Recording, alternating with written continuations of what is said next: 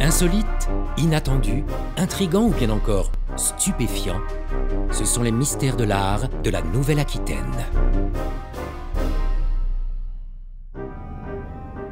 Route départementale 129, paysage de jolis bocages et à perte de vue, de plantations de tournesol. Et là, qu'est-ce que je vois? Qu'est-ce que je vois? Un ensemble de sculptures disposées dans un jardin. Je descends de voiture et m'avance vers cette foule d'étranges personnages. Mais qu'est-ce que c'est que ça? Les jardins de Versailles, de la Villa Tivoli, de Boboli, de la Villa d'Este, ceux des artistes Chillida, Oteza ou celui de Niki de Saint-Phal, partout se trouvent des statues. Mais un tel bric-à-brac d'œuvres, qu'est-ce que cela signifie? Gabriel Albert, c'est lui, le créateur du jardin. Sa première œuvre phare date des années 50. Pour déclarer son amour à sa femme, il reproduit le Moulin Rouge. Puis, une fois retraité, il se met au travail. Pendant 20 ans, il crée 420 sculptures. Il ouvre le bal par une femme nue. L'érotisme est très présent dans son travail, mais il cache son harem au fond du jardin car sa femme proteste. Qu'est-ce que tu fais encore?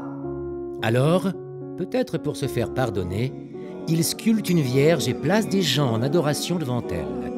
Bien sûr, Gabriel aime Jésus, et Jésus aime Gabriel. L'ange au sourire de Reims veillera sur sa création.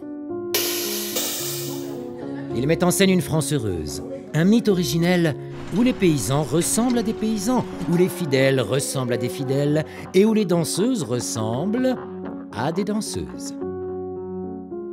Dans son jardin, il installe des hommes politiques, Giscard d'Estaing, Mitterrand, Marchais, Chirac, tous placés sous le regard tutélaire du général.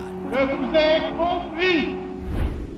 Gabriel, c'est un peu Jacques Tati qui aurait décidé de faire du théâtre de Guignol avec des nains de jardin et des santons de Provence. Dans son atelier, il donne libre cours à son imagination.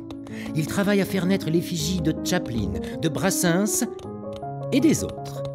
Il y reprend aussi des chefs-d'œuvre, La naissance de Vénus de Botticelli ou bien encore L'Angélus de Millet. Il s'incarne sous les traits du paysan. À ses côtés, la figure de la paysanne est celle de sa femme. C'est dans la représentation des visages qu'il exprime le mieux sa sensibilité. Les femmes prédominent. Gabriel disparaît en 2000. Il lègue son œuvre à la mairie. Certains veulent tout jeter, d'autres veulent tout garder.